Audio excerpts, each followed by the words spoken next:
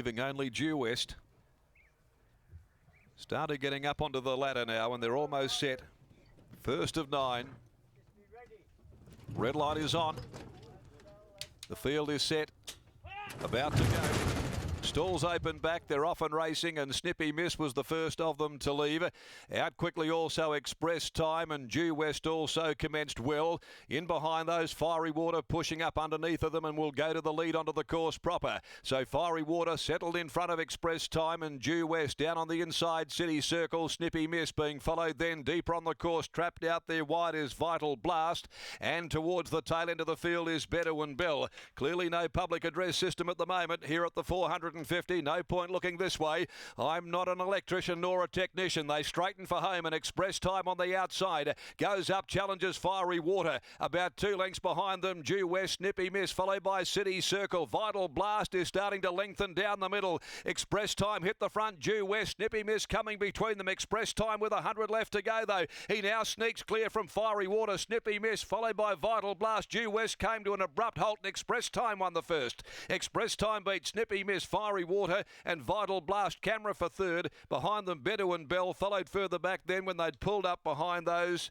At the head of the other City Circle, Due West also compounding noticeably to run last. Number 6, the winner, Express Time, ridden by Brad Parnham. Not sure about what happened at the public address, but can't do much about it from here. Anyway, she's up and running again. Express Time, Brad Parnham has taken out the opening race for the day. Number 6 did some bullocking work after getting headed by Fiery Water, which surprisingly led them. Express Time challenged, but was certainly equal to the occasion, and then drew clear late to take out the first of the day quite comfortably at the finish.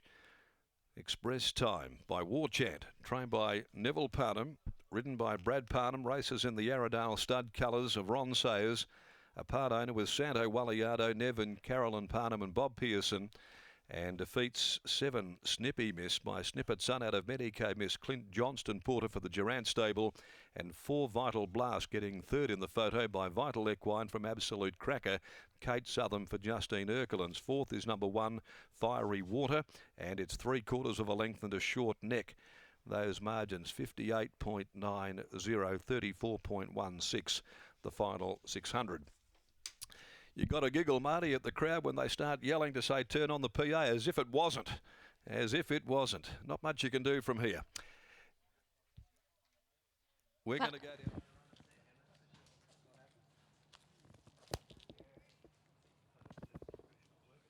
As it did last start, and was good today through the line, Britt. Certainly was. I have Neville Parnham down here in the yard. Neville, Express Time we saw resume 7 days ago. We heard you on radio. You were sort of umming and ahhing whether you would start or not. What was ending up being the final decision to start today? Oh, look, she did very well. That was probably what it came down to. In hindsight, I wish I had just waited another 7 days. That was a pretty handy field last week. But this was a good class for her to sort of get a win this campaign, but I think she's capable of doing a little bit better. She pulled up well from a run, and so we just decided to give it till this morning to sort of see how she was, and she'd done well enough during the week and indicated to me that she could follow up and run well again today. How much has she matured from those early campaigns? We remember her as a horse that tended to run her race before the race, getting to the barriers. Has she just grown up a little bit with a bit of time? Well, yeah, her major problem was she wouldn't settle. She just went charging in one, I think it was the second campaign. Yeah, we didn't give her many runs, on maybe 2 or 3, but it just couldn't hold her. We finished up doing a fair bit of work with her with the earmuffs, and looking at the way she's sort of travelling now, she's settled a lot. I'd have to talk to Brad about it, but one day we might consider taking them off again because, it's not, earmuffs on horses race day is not necessarily the best way to go, but she settled nice there today and outside the leader, and she let go when she had to and did a good job. Were you happy to see her outside the leader today instead of having to give that dig to lead with the view that you know how much she can fire up in the past?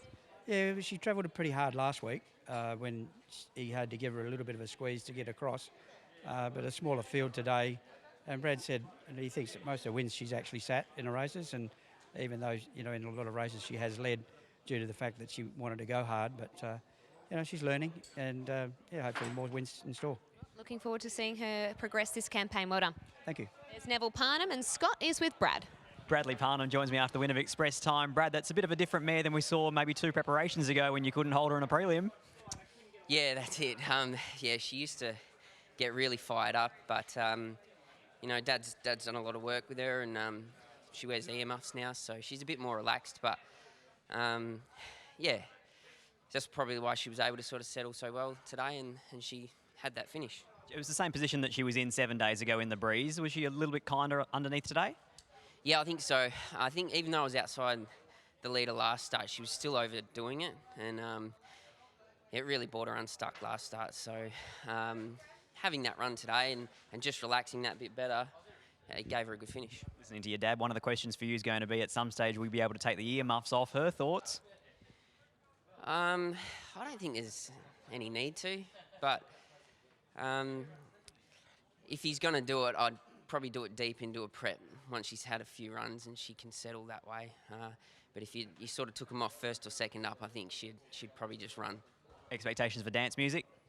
Yeah, well, now that the rain hasn't really come, I'm sort of really, I think I've got a better chance than what I did if it was to rain. So, you know, she'll put herself right there, and she's had 2 really good runs this time in. So I'd expect her, she'll put her best foot forward and she'll be in the money somewhere. Hopefully it's a win.